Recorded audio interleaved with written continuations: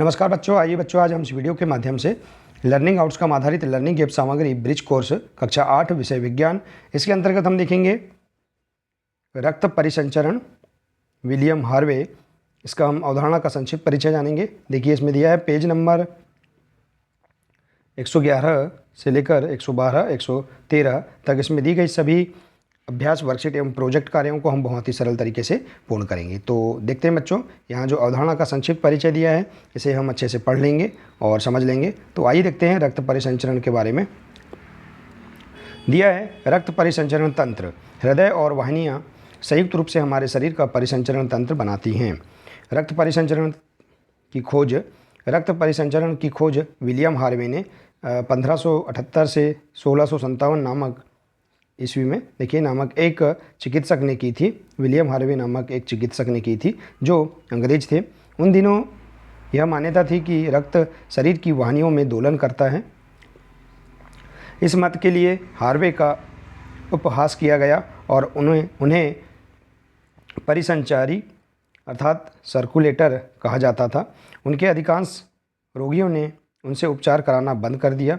तथापि हार्वे की मृत्यु से पहले परिसंचरण के बारे में उनके विचार को जीव विज्ञानी तथ्य के रूप में मान्यता मिल गई थी।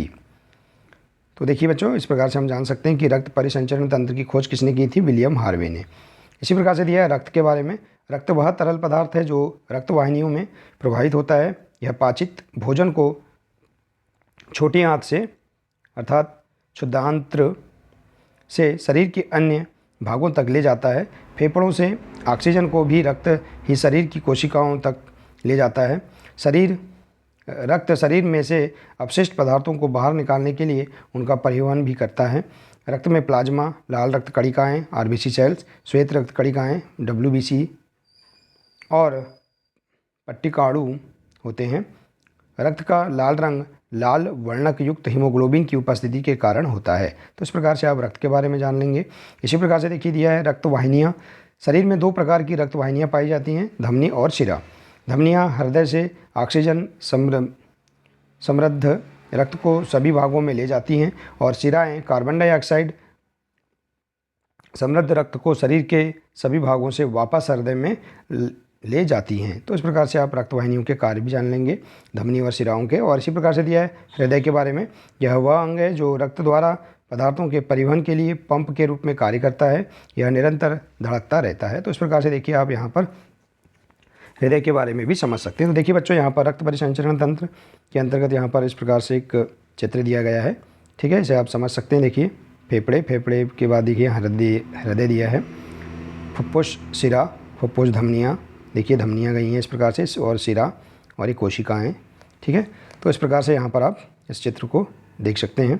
देखिए बच्चों, आप विषय वस्तु का विस्तार से अध्ययन करने के लिए आप कक्षा 7 के अध्याय 11 को और अधिक आप पढ़ सकते हैं और उसका अध्ययन कर सकते हैं।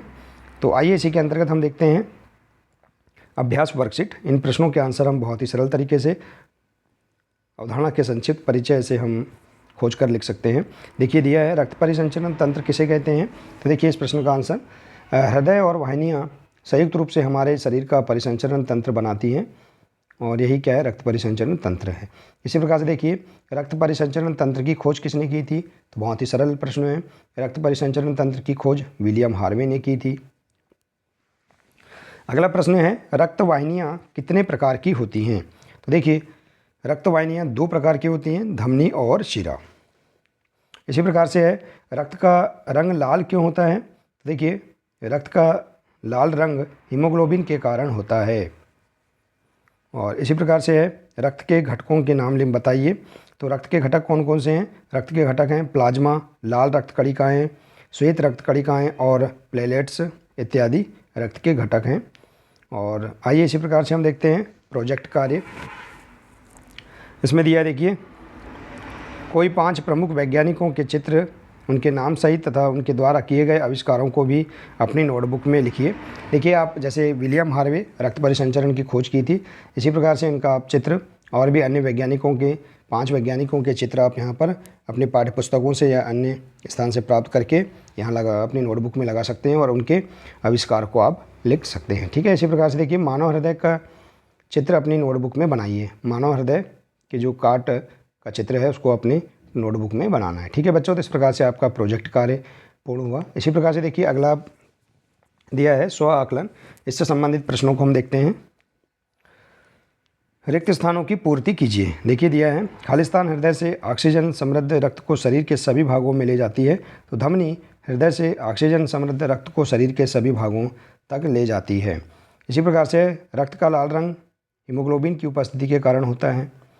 अगला है रक्त परिसंचरण तंत्र की खोज विलियम हार्वे नामक चिकित्सक ने की थी।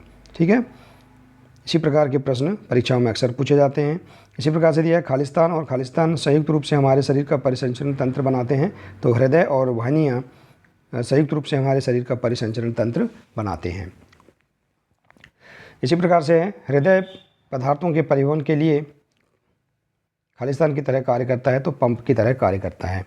और अगला है रक्त एक तरल पदार्थ है जो रक्त वाहिनियों में प्रभावित होता है। तो इस प्रकार से आप यहाँ पर रिक्त स्थान की पूर्ति के अंतर्गत सभी प्रश्नों के आंसर आप इस प्रकार से पूर्ण कर सकते हैं। आइए इसी प्रकार से देखते हैं अगला प्रश्न। धमनी तथा सिरा के प्रमुख कार्य लिखिए। देखिए धमनी और सिरा के प्रमुख कार्य। धमनी हृदय से ऑक्सीजन समृद्ध रक्त को शरीर के सभी भागों में पहुंचाती है, जबकि सिराएं कार्बन डाइऑक्साइड समृद्ध रक्त को शरीर के सभी भागों से हृदय तक वापस ले जाने का कार्य करती हैं। तो इस प्रकार से आप यहाँ पर धमनी और सिरा में प्रमुख अंतर आप लिख सकते हैं। ठीक है बच्चों, आइए इसी प्रकार से देखते हैं। अगला प्रश्न है विलियम हार्वे की खोज से पहले रक्त परिसंचरण की क्या मान्यता थी, लिखिए।